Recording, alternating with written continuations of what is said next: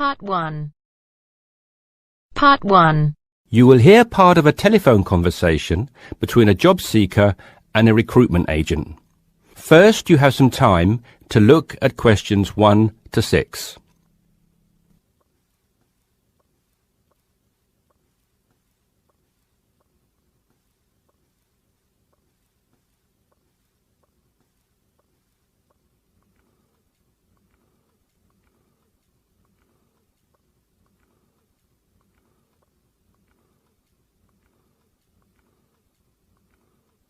You should answer the questions as you listen because you will not hear the recording a second time. Listen carefully and answer questions 1 to 6. Yes, so that's Janet Thompson. Would you like me to spell it? If you wouldn't mind, thank you. Just the surname, please. No problem. It's Thompson. Great. Now, Janet, before we go through the openings I have here in front of me, might I just take a few more details to complete your profile on my system? Of course. What would you like to know? Well, let's start with your email address, please. OK, janthompson@hort.net. I see. Is that Jan as in Jan? No, that wasn't available. I had to make do with Jann. Here, let me spell it for you again, just to be sure. JANNTHOMPSON@hort.net. Much obliged. And could I ask, do you have your referee details to hand? Yes, what do you need? I need one work reference and one character reference from a friend or colleague. OK, for a work reference, there's Jane Foote. She's my former boss at Bermuda Girls' School, head of English. OK. My personal referee is Monica Carbody. Mon and I have been best friends since we met in Bermuda in 1991, when she was Deputy Head of English under Mrs. Foote. Perfect. And you mentioned, of course, that you're an English teacher, but are there any additional subjects you're qualified to teach? Yes, I have a diploma in special needs, and I can also do history to GCSE level. Very good.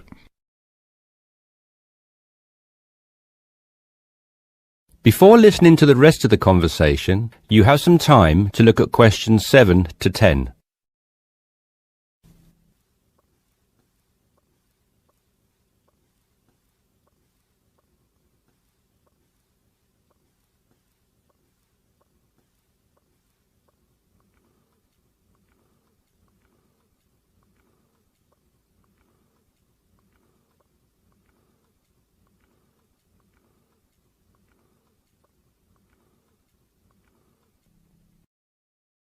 Now listen and answer questions 7 to 10.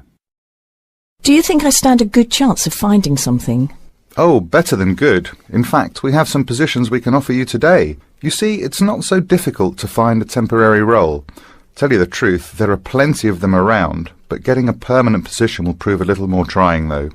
Would you be prepared to take up a position short-term? Of course, anything that pays. Excellent. Well, there are 3 positions that I can offer you right now. The first is a teacher of English in Salle School. I'm sure you know it, right in the city centre.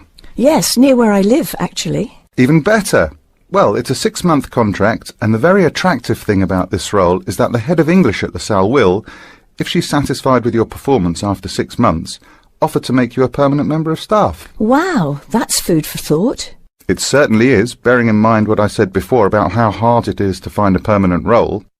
The second position I have to offer you is in a school near Chelsea. It's called the Chelsea Free School. Are you familiar?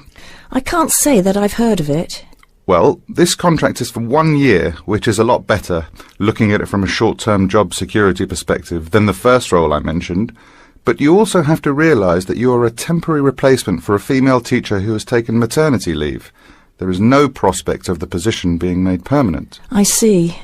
I have one other vacancy at the minute, though I doubt you'll find it quite so appealing. It's situated in rural Cambridgeshire. I'll spell that just in case you want to take it down.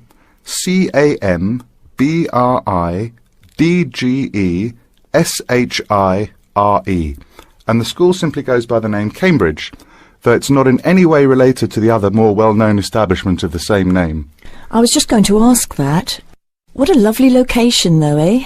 Yes, but there's a catch. It's only a 6-week contract to cover for someone on extended sick leave. I see. Well, I guess that's ruled out then. What sort of salary can I... That is the end of part 1. You now have half a minute to check your answers.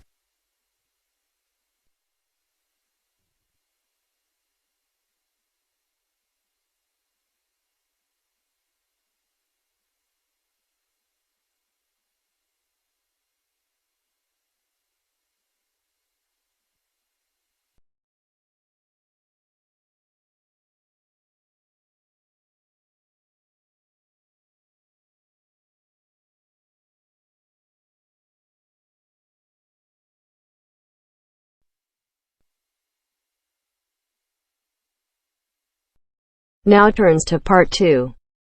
Part 2. You will hear an introductory speech to students at a summer school. You have 30 seconds to look at questions 11 to 14.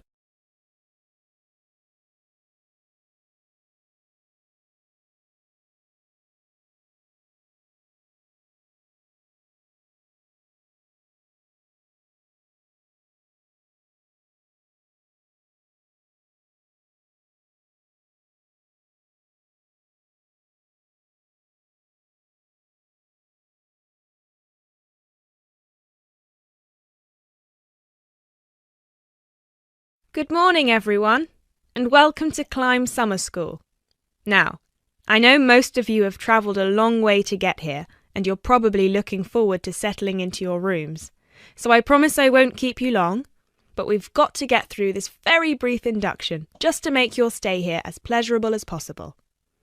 Now, as you can see, while we're located very close to the centre of London, we're actually quite cut off from the main road.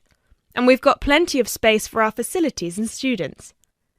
This was part of our founder's vision, Jasmine Climb, who thought that the best environment for teenage students would be a place that combines the comforts of a big cosmopolitan city with the beauty and serenity of a quiet, remote site. Now, back in 1983, when our school was founded, this all here was an abandoned warehouse, and the classes were held in the main building that you can see over there. There were no trees, no conifers surrounding the property. There wasn't even a main gate. It took years and a great deal of effort to get our school to where it is today. And I'm sure that if you take a look at page 34 in your brochures, where you can find a picture of what the school used to look like back then, you'll agree that the changes we've made are more than impressive. But it's not just the facilities that make Climb Summer School special, obviously, and I'm certain you already know this. Over the following 10 weeks, you'll receive an assortment of classes on a variety of topics, ranging from language, literature and poetry to creative writing, communication and project management. All of these modules have been designed to improve your chances of getting a place in the universities of your choice, while also giving you the opportunity to learn, excel, and of course, also socialise with people from all over the world. I can tell you, just among the 30 of you, we've got about 21 different nationalities. So what happens now? First of all, I'll be handing out a map of the premises for you to have a look at, and explaining where everything is.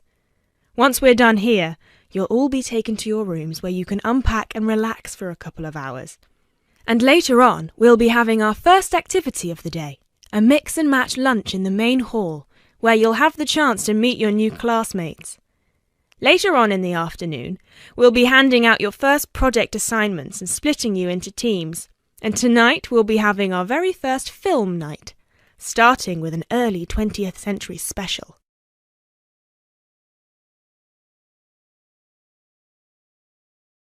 You now have 30 seconds to look at questions 15 to 20.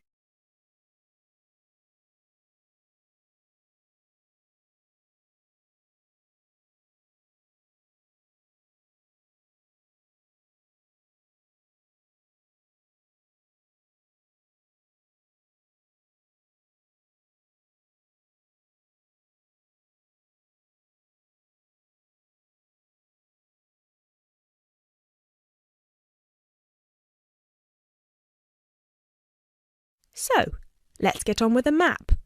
You've already got a version of it in your brochures, So if you can open them to the last page so we can have a look. Very well. As I showed you before, the actual school is right over there in the middle. That's where you'll be having most of your classes. Adjacent to it, you'll find the main hall, which is where we'll be hosting most events, such as today's lunch. On the left from the main building, you'll find a smaller building, which is where the accommodation and welfare offices are located. This is labelled as the garden office at the front, and it's easy to spot because it has a green door. Each of you is assigned to a different residence hall. We've got 3 residence halls in total, 1 on the left and 2 on the right. The one right next to the garden office is Ursula Hall, named after our founder's sister, while the other 2 are Peter Hall and William Hall. Now, as you can see, there are 3 more buildings to the left of the semicircle here, and 1 more building on the right-hand side, next to William Hall. So that one, which is shaped a bit like a dome, is the pavilion. This is where all your letters will be delivered, and in the basement floor you'll also find a laundrette. Please make sure you've got plenty of £1 coins, as you'll need one for the washing machine and another for the dryer. And that row of buildings on the left, the one closest to us here at the gate, is the canteen, where you'll be able to buy snacks as well as breakfast, lunch and dinner, on days when we don't have an event with food provided. The next one is the gym, which is open from 7 a.m. to 8 p.m. from Monday to Friday, and until 10 p.m. at the weekend. And the last building, right over there, is the study centre, where you'll find plenty of computers and books, as well as a great selection of DVDs and magazines that you can borrow with only a small refundable deposit of £5. Now, please remember to keep your student card with you at all times, as you'll need it to access most of these facilities. That is the end of part 2. You now have half a minute to check your answers.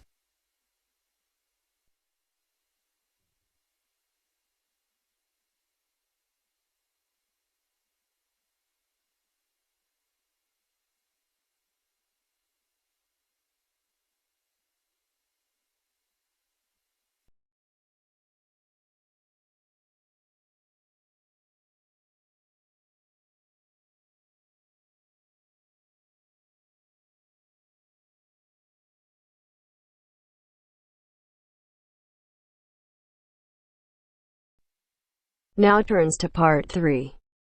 Part 3. You will hear 2 business studies students, Evelyn and Mark, preparing for a seminar presentation. Before you hear the conversation, you have some time to look at questions 21 to 25.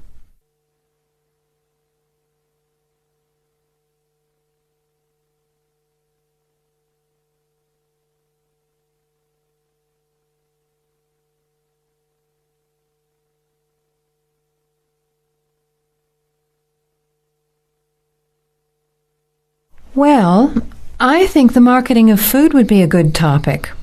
I read a very interesting article the other day about the Canadian food market. I suppose everybody's interested in food, even if it's trying not to eat. Why Canada? I know that's where you come from, but isn't it just all North America, really? No, that's why I thought this article was interesting. Although lots of US companies are well established in Canada, and vice versa, there are still subtle differences between the 2 markets. It says here, the Canadian market is definitely not a northern clone of the US. I like that. And it says that if you understand these differences, it can have a big impact on successful food marketing. So I know that Canada has a big French-speaking population in Quebec. Is this what they're referring to? Not only French and English speakers, there are many different ethnic groups in Canada. It's really quite multicultural. For example, Toronto has large Asian and Italian populations, and Vancouver's got a large Asian population too. And because Canada's population is small, these groups make quite an impact, introducing new styles of cooking. So you can see lots of unfamiliar vegetables and things in the markets, and new restaurants are opening every day. It's great if you love trying out new foods, as many people do. Which kinds of food are becoming popular? Well, some Asian food, I'd say, has been popular for quite a while, like Chinese. But now, Southeast Asian restaurants are becoming very fashionable. Then there's Mediterranean, of course, such as Greek, Italian, and so on. But Caribbean and Mexican food is really taking off among young people these days. So are the supermarkets starting to stock the ingredients that are needed to prepare these foods at home? You know, all those unusual condiments and sauces. Yes, that's right. It's quite interesting going to the supermarket, isn't it? And noticing how they're introducing sections for foods of different nationalities. You can buy quite exotic products locally these days. The article mentioned that 80% of the Canadian retail market is controlled by 8 major national supermarket chains, so that when they introduce changes, they can happen quite rapidly. Okay. Well, how are we going to organise this seminar then? I made some notes on the trends in the Canadian market, about changing tastes, and also patterns for where food is consumed. I thought maybe we could summarize it into a chart or table, and maybe use the overhead projector to present it. Good idea. Maybe I could have a look for similar trends and tastes in Australia and the UK for comparison. Let's have a look at what you found. Before the conversation continues, you have some time to look at questions 26 to 30.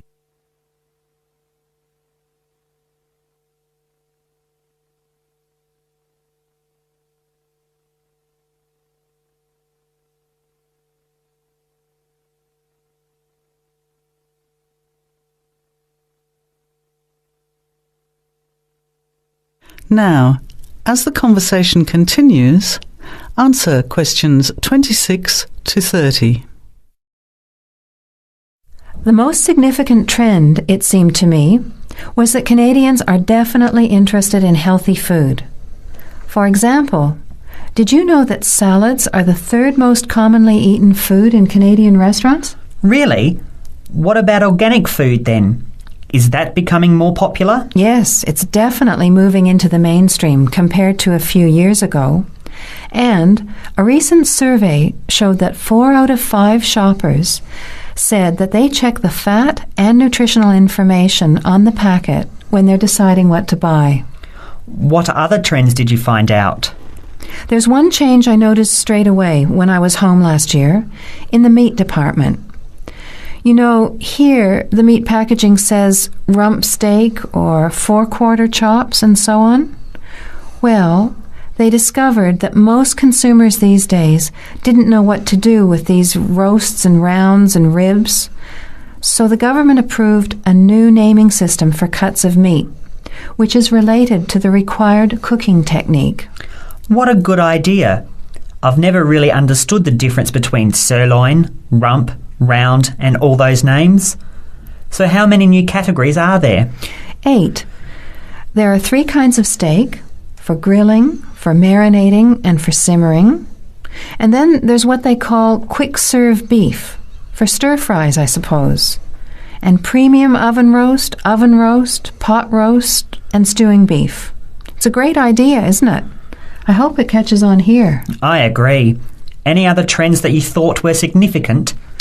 Well, what's really interesting is what the article called mobile meals.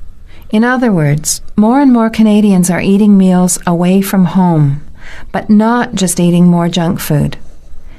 They're projecting a 40% increase in snack food sales over the next 3 years, and the growth is coming from healthy snacks.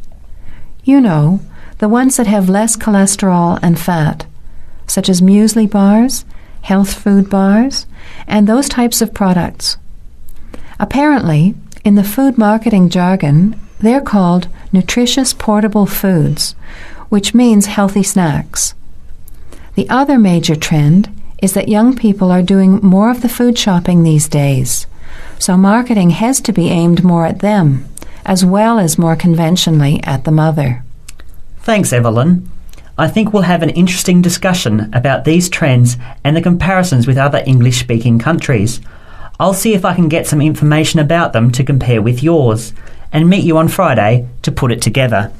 See you then. Bye.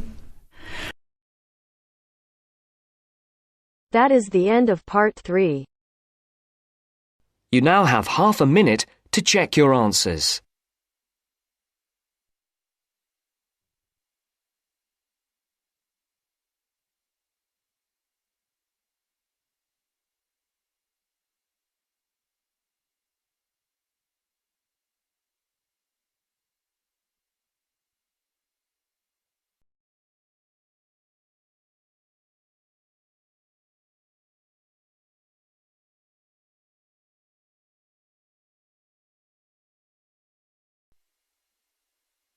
Now turns to part 4.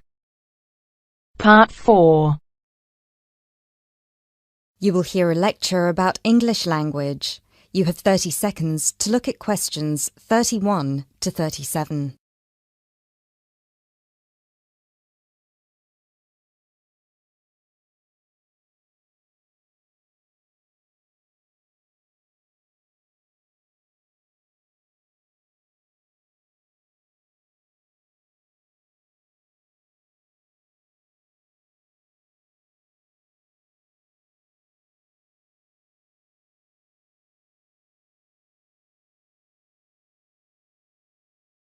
Those of you who were here last week will remember that we talked about the journey of the English language from its early Indo-European origins through to Old English, Middle English, and then to early and late modern English before it reached the form that it has today. Today, we will be continuing that theme by focusing on the future of the English language and all the places it might go from here. There are about 2.1 billion people around the world who can speak English. Out of these, only 400 million are native speakers, which means that 4 in 5 English speakers are non-natives. This is obviously quite an impressive number, considering that just 2 centuries ago, in 1801, there were only about 20 million speakers of English around the world, and languages like French and German were ahead of English in terms of how many people were using them. But what does it mean? What it means is that the future of the English language doesn't really depend on its native speakers, but on that massive number of non-native speakers learning it around the world. Has anyone heard the term pidgin before, or Creole? A pidgin is a simplified version of a language which acts as a bridge between two people who don't have a common language, allowing them to communicate with each other. While a Creole is a language that evolves from a pidgin, with the difference that it is fully formed with clear grammatical rules and vocabulary. There are currently dozens of pidgin and Creole languages based on English around the world, for example, Nigerian pidgin or Jamaican patois. These languages are also known as Englishes. What's interesting about these Englishes is how different they sound to, for lack of a better term, proper English. Take the word trousers, for instance.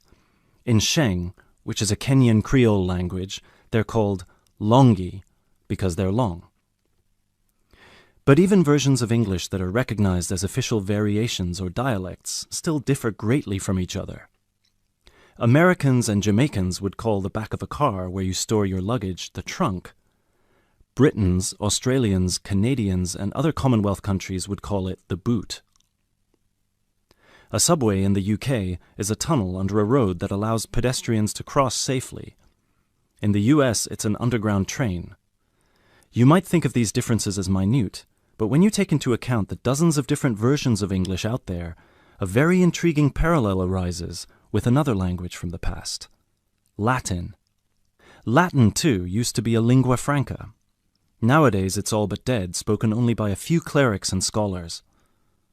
At some point in history, it splintered into various different languages which became known as Romance languages. For example, Spanish, Italian, or French.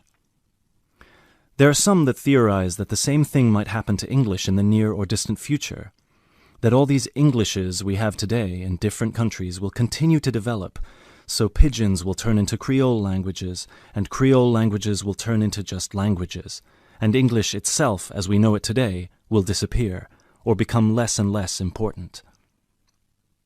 It's an interesting theory, if nothing else. You now have 30 seconds to look at questions 38 to 40.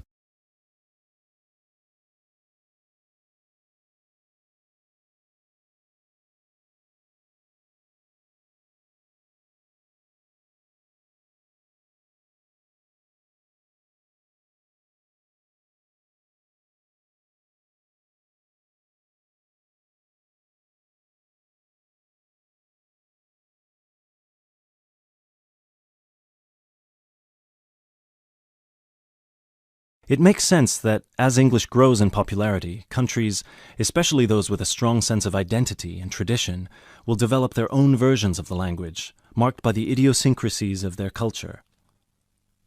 Just think of the contribution of dialects such as Jamaican or South African English. In the past 50 years alone, they've added about 25,000 words to the English language. Most of these related to a local context that wouldn't have existed in English before the spread of colonialism. In terms of numbers, just those are enough for a brand new language. There are some flaws to this theory too, however. While it's true that Latin and English have a lot of similarities in terms of how they developed, or have developed throughout history, there is one big difference. We currently live in an era of globalization. Today, you can be in India and stream an American film or TV series in seconds.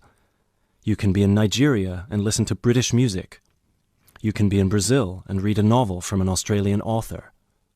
Just a few centuries ago, this was unthinkable. So what's the other way that English could go? According to some experts, there's the possibility that it could maintain its status as the world's global language, but with a few differences. Already today, most conversations in English occur between non-native speakers. While many of these might be fluent, the majority probably only have an intermediate understanding of the language, devoid of the nuances, colloquialisms, and complex collocations that native speakers employ in their interactions. This means that over time, English could turn into some sort of world speak, the official lingua franca for the entire world, but in a simplified form. Some scholars have even started trying to develop that version of English by selecting the most useful words in the English vocabulary for non-native speakers to learn. Robert McCrum has compiled a comprehensive list of 1,500 words, for example, a version of English that he calls Globish. And what about traditional native speaker English? It might continue to exist, but lose its popularity, as the previous theory suggests. There are many more theories about the future of the English language, of course. I've only focused on the two main ones because they clearly demonstrate our uncertainty when it comes to how this beautiful language will develop. English is in a unique, unprecedented position. No other language has achieved the same levels of popularity in human history, especially in terms of non-native speakers. So, as this is clearly uncharted territory, only time will be able to tell us what will happen.